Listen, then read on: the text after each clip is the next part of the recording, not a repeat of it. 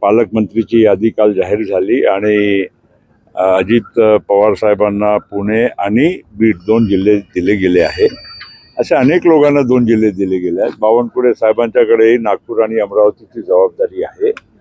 आणि सध्या बीडमध्ये जे काही परिस्थिती आहे त्यामुळे काही दिवस तरी अजितदादांनी तिथे राहावं या मानसिकतेचे आम्ही पण आहोत आणि त्यामध्ये काही हरकत नाही. सर, जर पुढे जाऊन धनंजय मुंडेंवरील आरोप सिद्ध झाले नाही तर धनंजय मुंडेंना असं आहे की तो आमच्या आंतरिक विषय आहे. पहिलं हे सगळं जे आता, आणि मी परत म्हणेल की ही मीडियामध्ये जास्त जमिनीवर कमी, हा पूर्ण जे प्रकरण चाललेलं आहे, काही लोकांनी, ठराविक लोकांनी हे म्हणजे या प्रकरणाला दररोज गाजवत राहिलं पाहिजे ही भूमिकामुळे हे चालू आहे परिस्थिती सध्याची.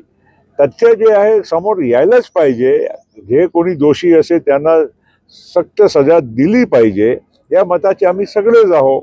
त्यामध्ये दुमत कोणाचंच नाही. जिल्ह्याची कार्यकारिणी जी बरखास्त केलेली आहे, आता दादांचं असं आहे की सध्या जी परिस्थिती आहे स्थानिक परिस्थिती, मी असं म्हणत नाही त्यांना इतर जिल्ह्याची पण आम्ही देऊ शकलो असतो, पण आमचे बाकीच्याही मंत्रींना द्यायची होती. आणि सध्याच्या परिस्थितीमध्ये बीडमध्ये जो वातावरण आहे ते योग्य आम्हाला वाटत नव्हतं की त्यांना आज तरी या शांत झाल्यापर्यंत आणि खरी परिस्थिती, खरा दोषी कोण आहे सामने येईपर्यंत हे आम्ही तत्पुरती ही व्यवस्था केली. कार्यकारिणी बरखास्त जी केलेली आहे, दादांच्या नेतृत्वाखाली आता नवीन चेहऱ्यांना तिला संधी मिळणार आहे. असं आहे की येणाऱ्या काळामध्ये कुठल्याही प्रत्येक पक्षाला काही ना काही बदल करावाच लागते.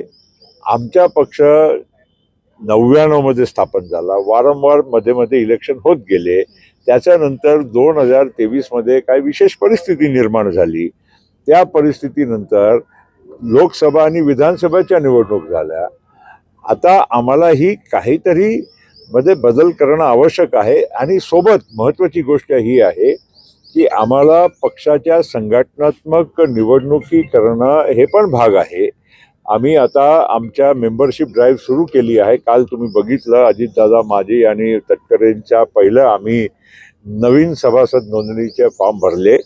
आणि त्याचबरोबर आता प्रत्येक कार्यकर्त्यांनी, नेत्यांनी हे आपली जबाबदारी पार पडावी. 1-2 महिन्याचे प्रोसेस पूर्ण झाल्यावर आम्ही आमच्या पक्षाच्या निवडणुकीची प्रक्रिया तालुका लेवलपर्यंत पासून ते थेट नॅशनल प्रेसिडेंटपर्यंत हे आम्ही पूर्ण करणार आहोत. तसं नवीन नियुक्त करताना काही तुम्ही नवीन नियुक्तीचा पहिला तर एक तर संघटनात्मक निवडणूक होऊ द्या.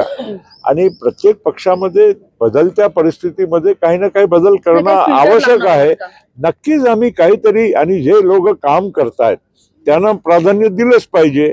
जे लोक फक्त पद आणि फक्त कागद घेऊन फिरतात, फोटो काढतात, तशी आम्हाला फळी नको, नेते नको. आम्हाला महत्वाचं काम करणारे, जमिनीवर काम करणारे लोकांची गरज आहे.